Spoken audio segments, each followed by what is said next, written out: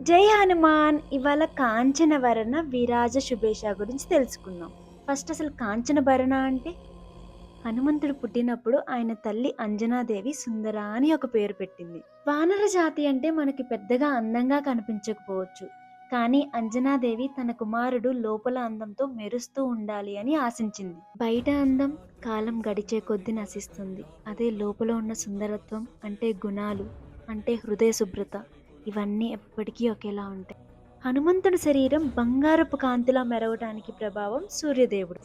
చిన్నప్పుడే సూర్యుడిని ఫలంగా తినబోయాడు. తర్వాత విద్య కోసం సూర్యదేవుడే ఆయన గురువయ్యాడు. ఆ సూర్యకాంతి ఆయన శరీరంపై బంగారు వెలుగులా నిలిచిపోయింది. అందుకే ఆయన్ని కాంచనవర్ణ అని అంటారు. ఒకసారి రాముడు సీతమ్మకు గుర్తుగా తన ఉంగరాన్ని హనుమంతుడికి ఇస్తాడు. ఇప్పుడు హనుమంతుడు ఇంత పవిత్రమైన ఉంగరాన్ని ఎక్కడ పెట్టాలి అని ఆలోచిస్తూ ఉంటాడు. వేలికి పెట్టుకుంటే అది రాముని యొక్క ఉంగరము, అమర్యాద చేసినట్లుంటదని అనుకుంటాడు. దుస్తుల్లో పెట్టుకుంటే యుద్ధంలో పోయే ప్రమాదం ఉంది. ఎంత ఆలోచించినా చోటు దొరకలేదు.